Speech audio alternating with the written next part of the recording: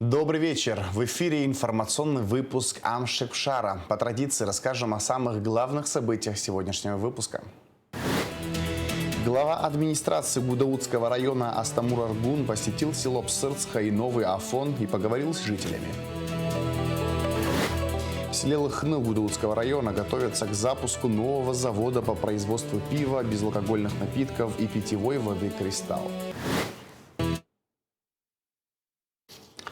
9 июля 1993 года стал одним из ключевых дней июльской наступательной операции в ходе Отечественной войны народа Абхазии.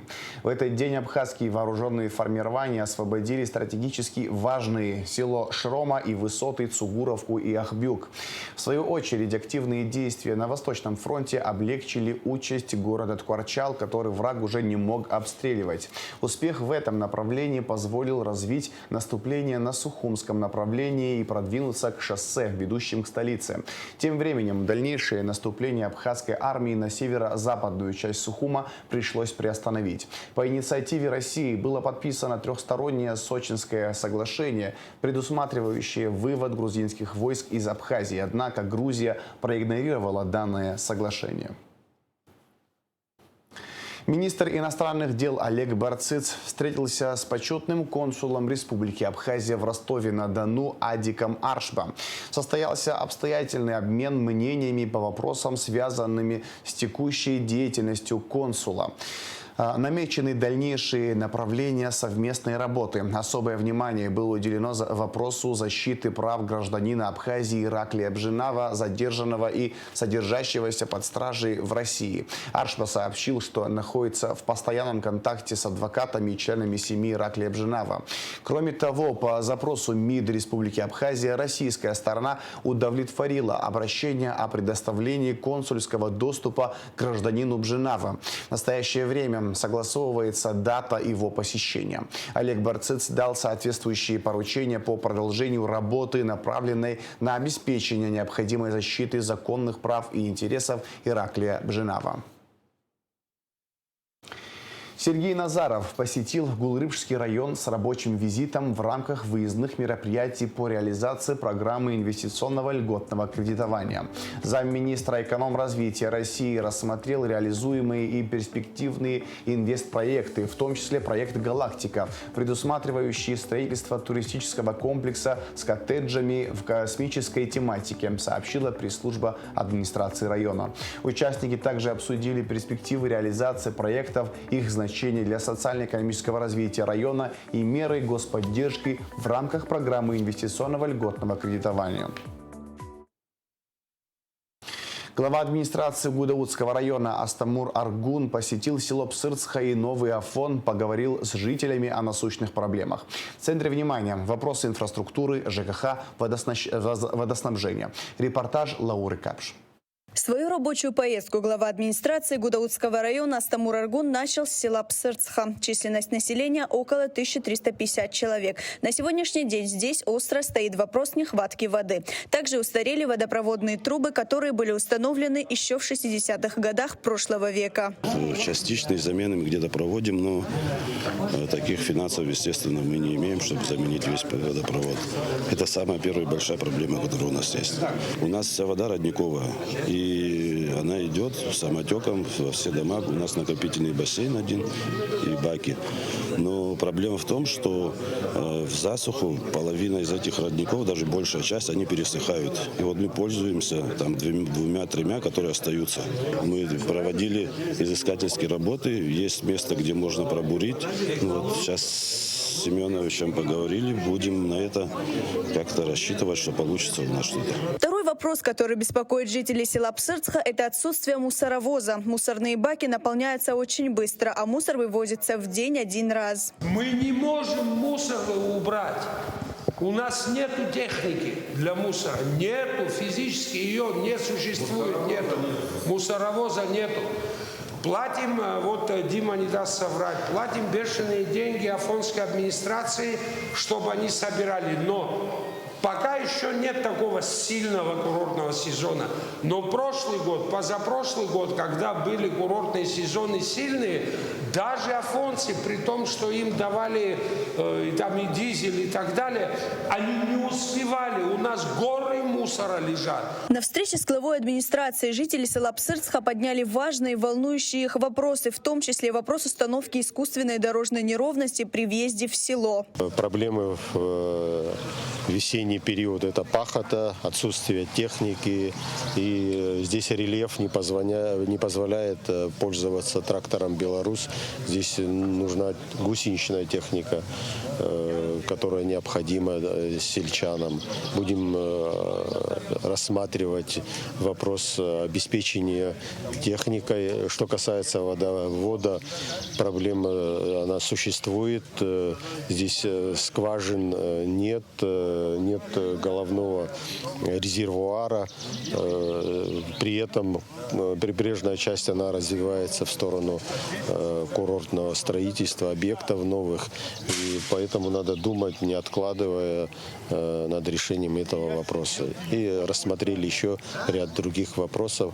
Я думаю, мы поняли и друг друга, и взаимопонимание с населением села, и между администрацией она присутствует. Астамур Аргун также провел встречу с жителями Нового Афона. Инфраструктура, ЖКХ, здравоохранение, бесхозный скот на улицах, водоснабжение. Были затронуты много насущных и злободневных тем. Но одной из самых острых проблем на сегодняшний день в Гудаутском районе, в том числе в Афоне, остается устаревшая канализация и отсутствие полноценных очистных сооружений. Стоки нередко попадают в окружающую среду и в море. Это вызывает риск развития кишечных вирусных инфекций. По словам Тимура Отерба, в Афоне идет поэтапная установка КНС. Основную часть работ последние даже года проводимых и проведенных в отношении водоснабжения, канализационной системы, да, это все было проведено за счет средств инвестиционной программы социально-экономического развития Российской Федерации и Абхазии.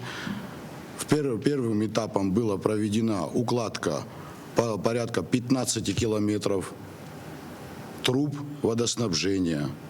Это 2020-2022 года. В этот же период проводилось устройство также канализационных труб, тоже порядка 15-16 километров. Вторым этапом проведены работы высокого давления, укладка труб, тоже канализационной системы. Третьим этапом проведена работа и до сих пор проводится это устройство КНС по городу. В смысле, тут как бы решаемые вопросы однодневные не существуют, и они, естественно, упираются в немаленькие средства, к сожалению, не обладающими ни мы, ни район, ну и порой зачастую наша республика в целом. Дальнейшее развитие идет и города, и района в целом. В будущем мы тоже должны предусмотреть, насколько мы готовы к тому, чтобы новые строения возводить.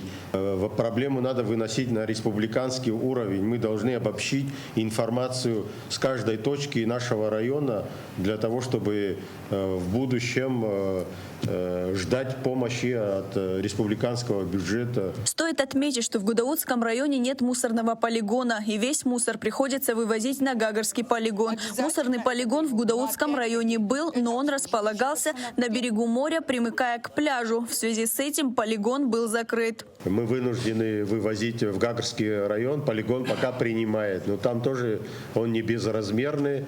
Проблемы в ближайшее время могут возникнуть.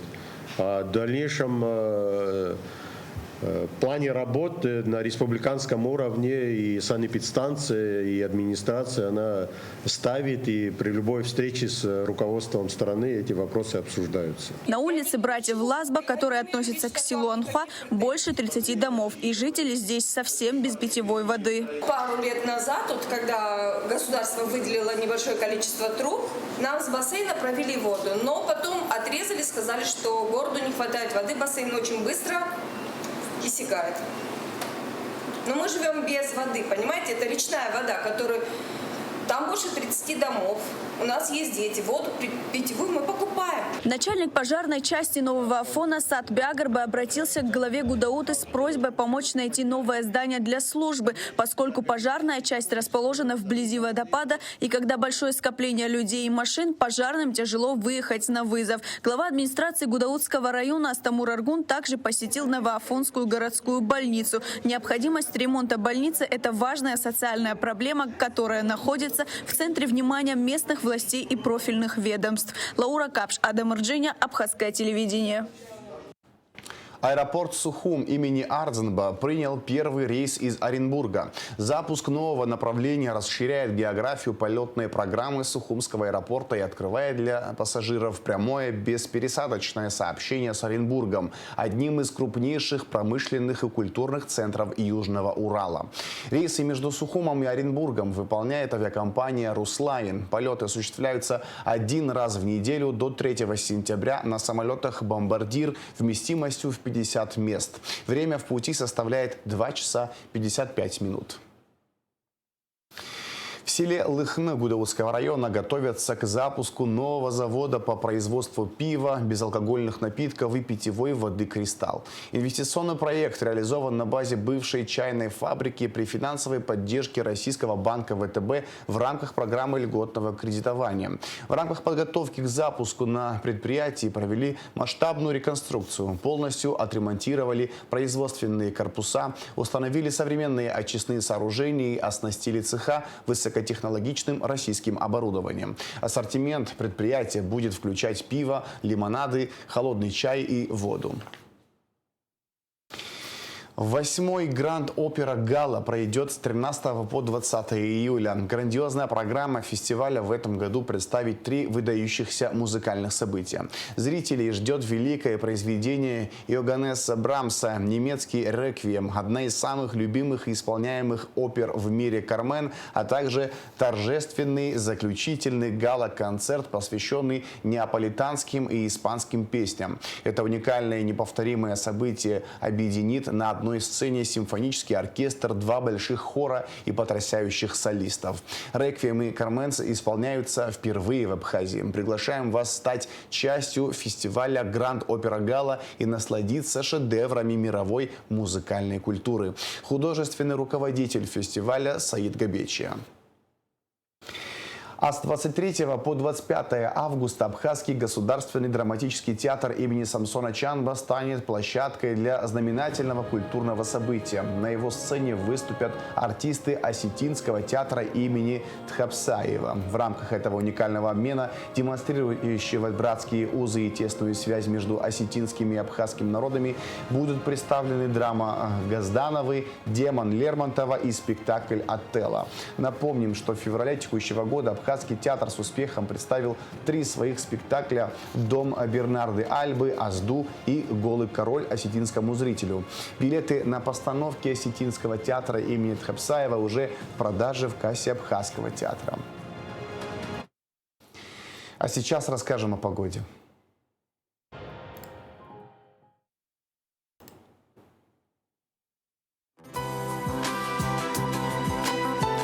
В пятницу, 10 июля, в Абхазии жаркая погода. Поздним вечером возможна гроза. Температура воздуха ночью 18-23, днем 27-32 градуса тепла. Температура морской воды плюс 25 градусов.